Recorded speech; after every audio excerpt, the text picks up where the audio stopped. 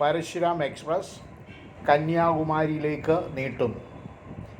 നിലവിൽ മംഗലാപുരത്ത് നിന്ന് ആരംഭിക്കുന്ന ട്രെയിൻ നാഗർകോവിൽ വരെയാണ് ഓടുന്നത്.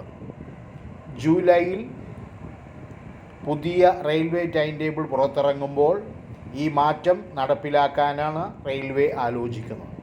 നിലവിൽ 21 കോച്ചുകളാണ് പരശുരാമിലുള്ളത്.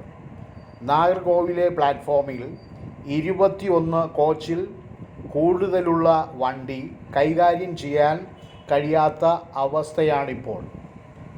ഇവിടെ പ്ലാറ്റ്ഫോമിൻ്റെ നീളം കൂട്ടുമെന്ന് പറഞ്ഞിരുന്നെങ്കിലും അത് പൂർത്തിയായിട്ടില്ല.